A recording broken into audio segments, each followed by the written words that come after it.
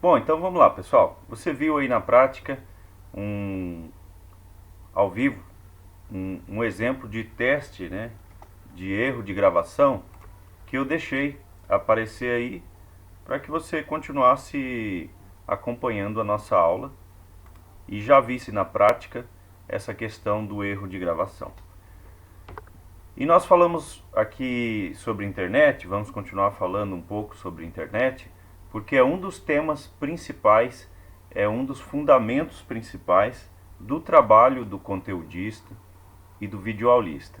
Então, é uma das coisas que você vai mais usar e vai mais precisar desenvolver a sua habilidade, as suas competências, a sua experiência e enquanto profissional. Portanto, a internet ela precisa ser bem mastigadinha logo agora nos processos básicos para prestação de serviços como servidor, como funcionário, como um prestador de serviços autônomo, freelance. E isso se você não parar em algum momento para fazer isso, você vai sentir falta e vai te prejudicar de alguma forma. Então, quando você trabalha contando com essa infraestrutura própria, você além de ter que entender um pouquinho de internet, você vai precisar saber o que você está fazendo dentro daquilo que está sendo colocado como infraestrutura na sua casa. Para quê? Para você tirar o melhor proveito disso. Então vale para os cabos Ethernet, vale para o roteador, vale para o Wi-Fi, vale para os repetidores de sinal. Você tem que entender um pouco sobre isso, certo? Repetidores de sinal são aparelhos instalados em pontos estratégicos de uma edificação, de uma construção, nas dependências de um lugar que precisa de um alcance de internet cheio.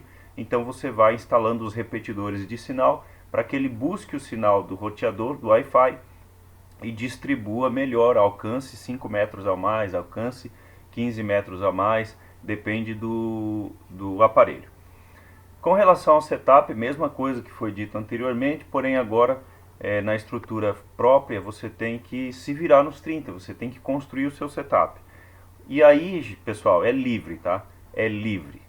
Tem gente que faz lá um setup cor-de-rosa com decoração, tem gente que faz um negócio vintage com temático, tem gente que faz um setup com as fotos da família para estar trabalhando, mas está olhando para a família, aí coloca uma iluminação puxada para o tom sépio, que, por exemplo, aqui agora eu estou com uma iluminação que não é adequada para filmar, mas como nós não estamos aqui fazendo um vídeo profissional, somente uma aula mesmo para te ensinar na prática o que você precisa saber dos processos básicos, eu estou usando aqui um abajur de LED com um tom amarelado. Eu gosto muito disso, porque não fere as minhas vistas, não é agressivo para mim. Eu acho a luz branca muito agressiva. Quando eu preciso utilizar por longos períodos, eu dou preferência para a luz amarela. E aí eu acendi aqui para você ver um pouquinho de mim, mas não é o foco das aulas. A aula não é você ver a mim, e sim você olhar para a tela, ouvir o que está sendo dito, raciocinar. Você ir aí olhando nesse mapa mental que está na tela, que foi organizado com muito capricho, para você ir entendendo essas etapas do processo básico. Então a questão do setup é muito pessoal, é muito individual, mas o básico que você precisa, e já foi dito lá atrás, vai ser repetido agora, porque em casa não vai ser diferente. Será o quê? Uma mesa, né? É o principal, a não ser que você queira trabalhar no chão, também não tem problema nenhum. Ou uma mesinha de centro, um balcão, uma tábua, um pallet em cima de alguns tijolos. Você improvisa com aquilo que você tem por enquanto e depois você vai substituindo por coisas melhores, vai fazendo upgrades. E, gente, faça upgrade na vida, em tudo, todas as áreas da sua vida. Se você usa lápis porque tem medo de usar caneta, vá abandonando esse medo aos poucos com treino, para que quando seja necessário, né, quando chegue a hora, você use a caneta com confiança. Isso foi um exemplo que eu te dei para você tentar raciocinar nesse quesito de evoluir, fazer pequenos upgrades, ok? Então, Mesa. A princípio, às vezes você tem uma mesinha de uma escrivania simples, depois você, eu quero uma que tenha gavetas, né? Então, eu quero uma que forme um L, como eu tenho aqui duas mesas formando um L. Não é uma mesa só, mas forma o L. Então, aonde eu estou, inclusive, foi tudo colocado sob medida com relação à questão de mesa, por causa do espaço. Cadeira.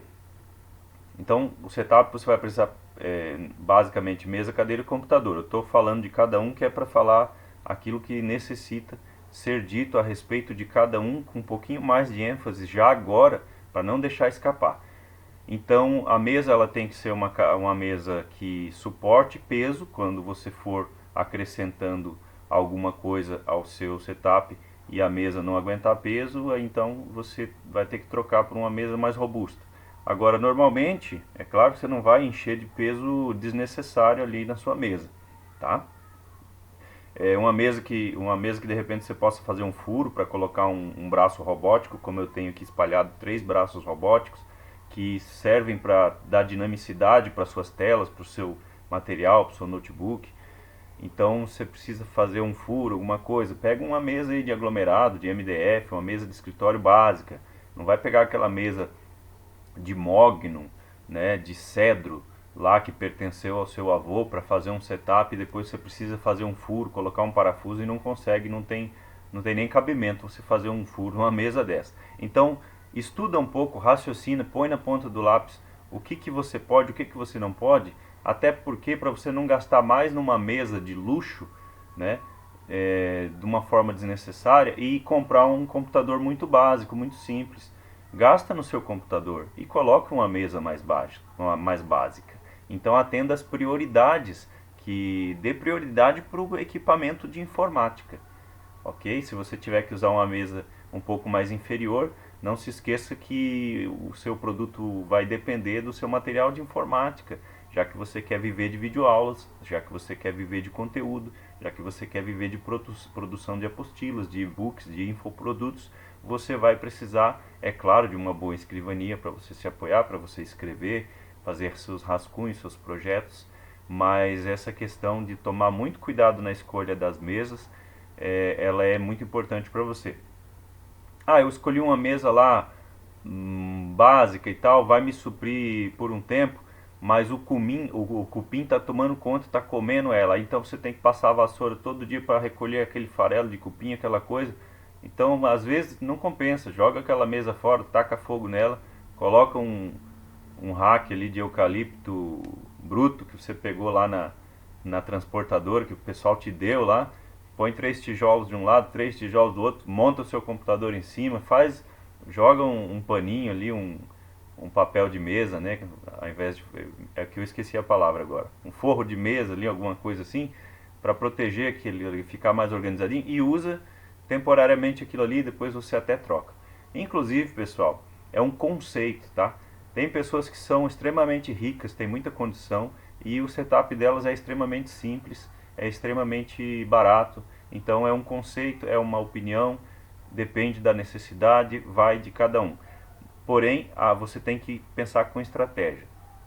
Você utiliza muita coisa quando você está no seu setup, dê prioridade para a mesa com gavetas, porque senão você vai ficar levantando para ir buscar coisas, levar de volta e coisas que não fazem parte daquele ambiente, mas que você tem que estar buscando toda hora. Tenha a mão próximo de você, então escolha uma mesa com gavetas. Se você fizer como eu fiz aqui um L, escolha 2 mesas. Se você usa muita coisa, cada mesa com três gavetas, por exemplo, vai ser uma mão na roda para você, você vai se organizar. Você tem criança em casa ou você trabalha num lugar que tem muita gente, dê preferência para aquelas gavetas com chave e para você manter as suas coisas bem organizadinha e tal, nenhuma criança vir ali, porque também não é brinquedo, são materiais de escritório, terá ali um ferrinho de arrancar grampo, tem grampeador, tem coisas que podem ferir uma criança. Então tudo isso estrategicamente você tem que pensar, até no seu filho, na sua filha, para que você não está na empresa. Então você tem um ambiente de escritório que pode ser que tenha alguma coisa ali que vai oferecer risco, que se ficar na mesa pode cair e quebrar, então quando chega no fim do expediente você tem que guardar na gaveta. Vá compreendendo essas demandas. Com relação à cadeira, mesma coisa. No começo você pode até usar uma cadeira simples, daquelas cadeiras de cozinha, aí, de madeira, de aglomerado, de MDF. Mas com o tempo o seu corpo não vai suportar e você vai ter que fazer um upgrade para uma cadeira mais confortável, uma cadeira com assento, que tenha uma espuma, que tenha um acolchoadinho, para você se sentir melhor, para passar mais tempo ali. Então, depois, se você achar necessário, você faz outro upgrade para uma cadeira que tenha um formato mais anatômico, para que você tenha uma postura melhor. De repente, você faz um upgrade para uma cadeira que tenha um encosto de cabeça, para volta e meia você dar um descanso ali de 2 minutos. E uma cadeira, até ela se transformar em uma poltrona com regulagem de altura, com rodinhas, com a função de você girar para um lado, girar para o outro, com apoio de braço, para você poder fazer os seus intervalos ali no setup, poder tirar os seus cochilos, poder parar para tomar uma xícara de café num conforto. E você que tem esse privilégio, levante, estique as pernas, se alongue, faça alongamento, faça os seus exercícios durante essas paradas. Lembre-se que não tem ninguém ali para dizer a você o que você tem que fazer.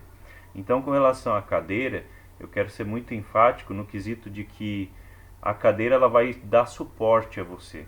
Ela vai ser a tua infraestrutura, a amiga, companheira, ela vai ficar ali te suportando durante horas e horas e horas. E você não fica numa posição só quando você está num ambiente parado trabalhando. Você inclina, você mexe para cá, mexe para lá. Se a sua cadeira for fraca, ela pode até quebrar. Se ela for muito rígida, você vai se sentir mal.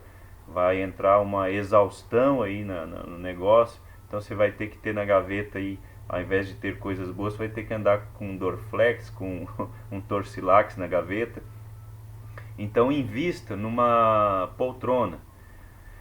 Muita gente dá preferência para poltrona executiva, certo? Poltronas com bastante espuma, com bastante conforto, com encosto alto, acima da altura dos ombros.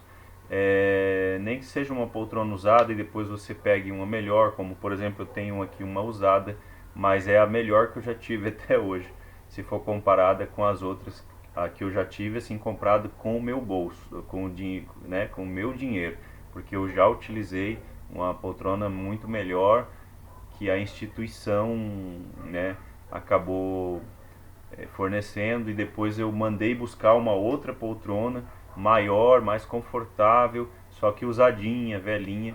Eu mandei buscar, eu comprei usado e aí levei para aquela instituição na situação atual, naquele momento. Então isso você vai fazendo testes até você se sentir confortável anatomicamente, até você se sentir que você está preparado para aquele setup ser o seu habitat natural.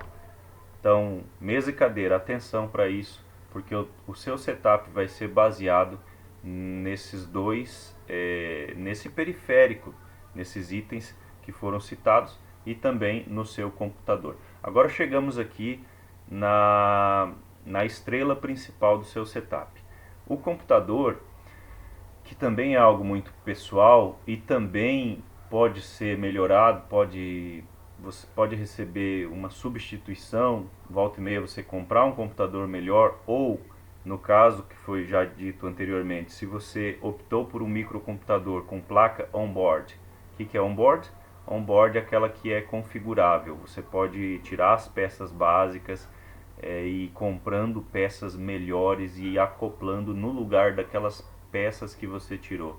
E gente, nós estamos falando de hardware. Hardware é físico, é você pegar uma chave de fenda, abrir a tampa, né, ver no YouTube onde que você tira, onde que você coloca a placa de vídeo, a placa de som, a placa de internet, o slot do pente de memória, onde que são esses slots, como você identifica isso. Isso é hardware. Hardware é físico, você pega lá a chave de fenda, abre, tira a tampa, mexe, coloca as peças que você comprou, fecha, é tudo de encaixe. Você tira, desencaixa, tira o velho, ou que não é velho, pode até ser novo, mas é fraco, não atende a tua necessidade. Você comprou um outro melhor, né? Os dois são novos, mas você comprou um outro melhor, isso é chamado de upgrade. Você subiu, é que nem o pobre quando ganha na loteria, ele teve um upgrade, ele subiu na vida, ele venceu na vida. Então é por isso que é chamado upgrade, é para cima, é uma graduação melhor, você está se graduando, você está melhorando, progredindo. Então você abre o slot, tira aquela peça inferior, coloca a peça melhor, encaixa, fecha o slot, fecha a tampa, fecha o parafuso, reinicia o seu aparelho. Se precisar, vai lá na internet, atualiza eu quero atualizar o drive da minha placa. Geralmente ele atualiza sozinho. Se for necessário, você vai atrás de aprender como faz para atualizar o drive. Se aquela peça pedir uma atualização que não for automática, você entra na internet e fala: olha, troquei o pente de memória do meu microcomputador para um pente melhor, e ele deu a mensagem que o drive não é compatível. Vai no YouTube, o YouTube com certeza haverá milhares de pessoas te ensinando como você fazer para solucionar o problema, mas isso não é comum, tá? Isso é em último caso, se acontecer uma coisa dessa. Então, computador, na minha opinião, para dar um conselho, eu comecei a utilizar o computador em 1995. Quando eu era criança, tinha 9 anos, os meus pais compraram um computador, um Pentium 4, e nós fomos uma das primeiras pessoas da cidade a ter computador naquela época. E nós estudávamos num colégio que tinha computadores parecidos com aquele computador que os nossos pais compraram.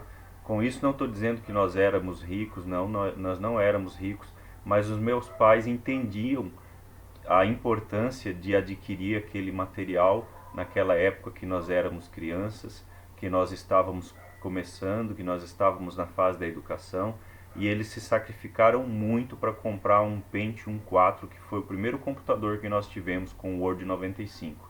E aí nós fomos para a escola de informática, fomos fazer aula de informática, datilografia, digitação, Word 90, Windows 95, fizemos todo o pacote Office naquela época. Depois em 97 nós repetimos, fizemos de novo. Em 98 veio a digitação, fizemos a digitação. Só a datilografia que nós fizemos foi 300 horas aulas.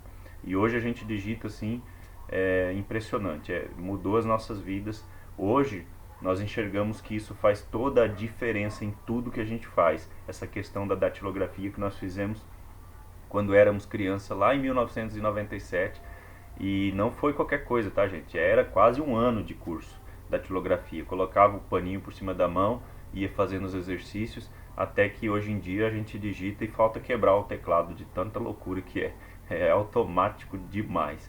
Então, gente, os nossos pais entendiam a importância naquela época de se ter essa ferramenta, de se incluir essa ferramenta para que a educação dos filhos deles tivesse um upgrade, tivesse um quê a mais. Então, nós não éramos ricos, mas pode ter certeza que eles abriram mão de muitos investimentos naquela época para poder comprar esse computador para nós. Não foi nada comprado à vista, não foi nada dessa maneira, tirado o dinheiro do bolso e jogado na mesa, não. Foi sofrimento, foi na raça, mas nós tivemos um computador em 1995.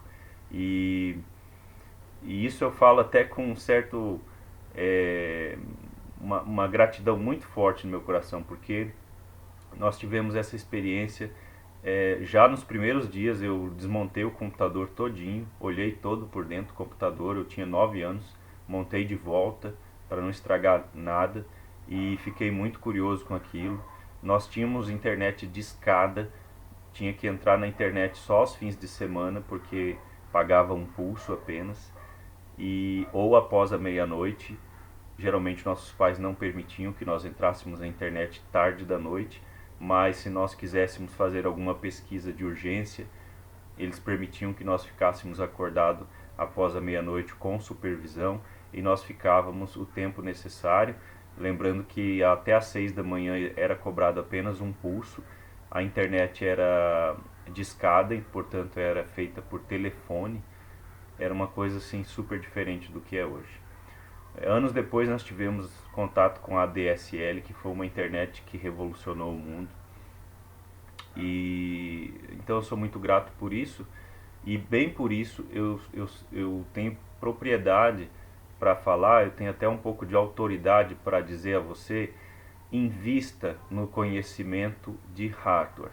O que é hardware? É o computador, é o físico, é a tampa, é o teclado, é o fio, é o mouse, é a placa-mãe, é o slot de memória, é o SD card, é o HD, é o SSD, tudo que compõe um computador, que faz parte. Entenda que você precisa e você precisará disso, e nos próximos anos você vai precisar mais disso do que você imagina, porque a evolução da inteligência artificial, da tecnologia da informação, da informática, da World Wide Web, que é a internet, o www, tudo isso vai duplicar, triplicar, vai aumentar, não vai parar. É um foguete. Gente, já ouviu aquele ditado?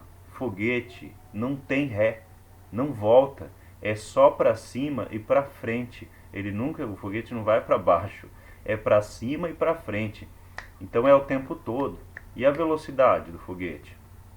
Vamos ser que nem foguete, foguete não tem ré. Não vamos ficar preso lá no passado. Hoje aí o pessoal de terceira idade está tudo aí ligado. WhatsApp, Instagram, Facebook, o pessoal tá tudo ligado, todo mundo digita, todo mundo usa emoji, digita com facilidade, com rapidez, manda áudio, tira selfie, manda vídeo. Tem o pessoal da terceira idade faz TikTok. Olha só, pessoal, como as pessoas se adaptaram às tecnologias. Portanto, não pense que você não tem capacidade, que você não tem habilidade, porque você tem. Você é capaz. Você precisa exercitar essa parte. Você precisa colocar o teu cérebro para desvendar todos esses mistérios, quebrar os tabus, romper as barreiras, vencer esses obstáculos, e o quanto antes. Isso é urgente. Não tem mais como a gente viver na idade da pedra. Então, procura conhecer de hardware e procura conhecer de software. O que é software? É a parte virtual, é a parte de interna que não faz parte do físico, do eletrônico. Ela é o sistema operacional. Por exemplo, o sistema operacional do seu telefone ou é Android, ou é iOS, ou é isso, ou é aquilo outro. Então, o sistema operacional do seu telefone ou é Macintosh, ou é Linux, ou é Windows, entendeu? O sistema operacional. Tudo que você instala no seu celular, os aplicativos, isso é software. Alguém, desenvolvedor de softwares, foi lá, desenvolveu aquele aplicativo. Graças ao desenvolvimento desse software, você tem acesso a ele, você baixa um download dele de uma nuvem.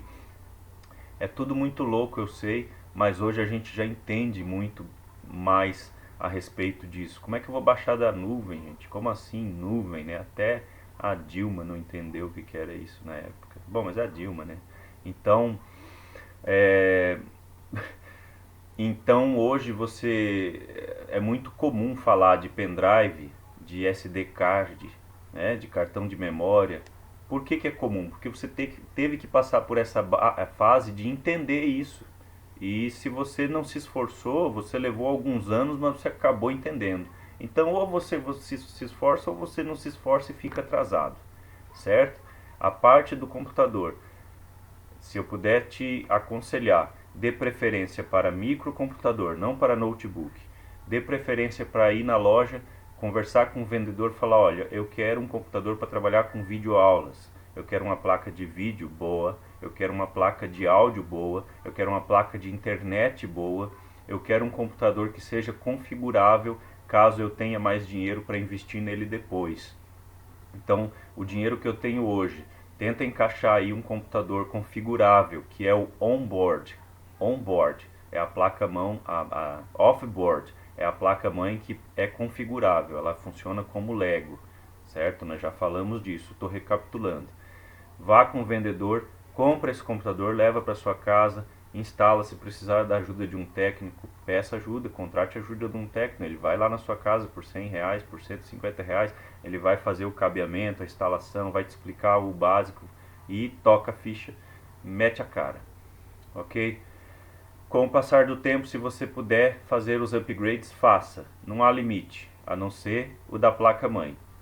Vai chegar um momento que você fala, eu coloquei todos os upgrades possíveis nessa placa-mãe. Gastei R$ 2.000. Aquele computador que eu comprei lá no começo já não é o mesmo de hoje, já vale R$ 4.000. Tá ótimo, mas o meu sonho é ter um computador melhor. Aquela placa-mãe não suporta mais melhorias?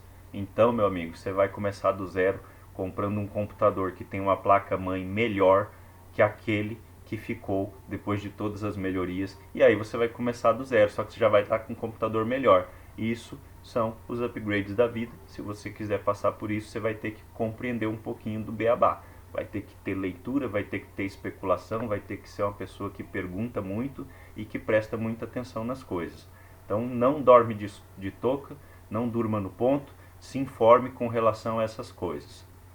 Tente entender sobre a parte física da informática que você tem em mãos. Então falamos sobre setup, agora vamos falar sobre estúdio. E essa é uma parte que eu gosto muito porque nós já falamos lá em cima.